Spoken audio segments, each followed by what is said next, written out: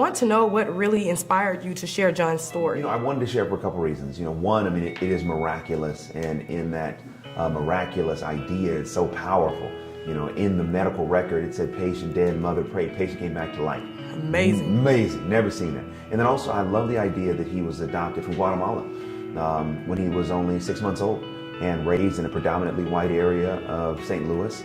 And always, as he got older, began to question, why was he the only one of color? Why wasn't he wanted? Who was his birth mother? And those things really compelled me. And I felt like it made it unique, it made it distinctive. And those are the reasons why I want to tell the story. Definitely a miraculous story to share. Yeah. What is it that you want the viewers to walk away really understanding about the power of God? That God is real. Yes. That God loves them. God has a plan for their life. And sometimes we may not receive the life that we could because we aren't speaking life. Joy spoke life over her son John when he was medically dead. And as a result, he now has life. What would happen if we started speaking more life over our life? How important is it for us to speak life into our daily routines, everything that we're doing? There you go. How important is it for people to speak the life that they desire? We're experiencing so much stress. We're experiencing so much chaos on a day-to-day basis that we speak a lot of negative.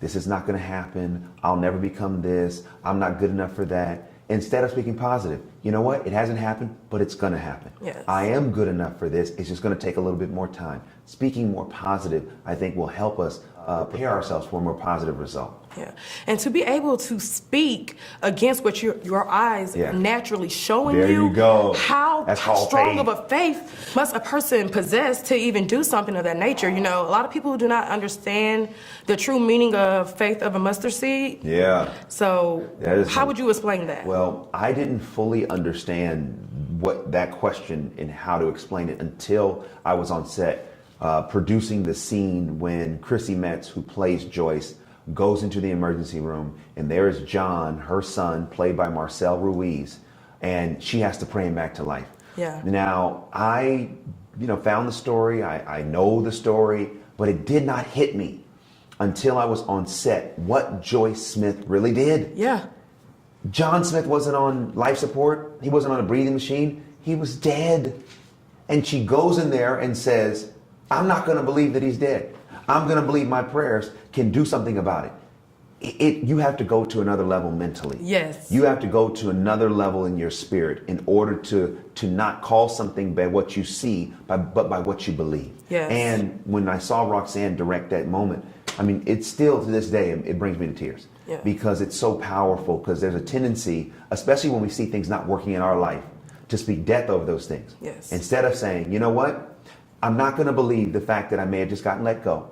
I'm not going to believe the fact that I may not know where my rent's going to come from. I'm not going to believe the fact that just because I may be single or may not have the right love, that those things are not going to happen for me. Yes. I'm not going to let what I see impact what I believe. I believe I'm going to have the right relationship. I'm going to believe I'm going to have the right house. I'm going to believe I'm going to get the promotion eventually. Like, it takes a lot of faith in go to another level mentally to believe those things. But I do think the same way that Joyce got a breakthrough, when we do that, we position ourselves for a breakthrough as well. Yes. And speaking of a breakthrough, have you personally experienced any breakthroughs in your life? Yes. Oh my goodness. I'm sitting here as a breakthrough. This is a breakthrough. Well, it truly is. And I say that because, this is the first film that I produced for Fox.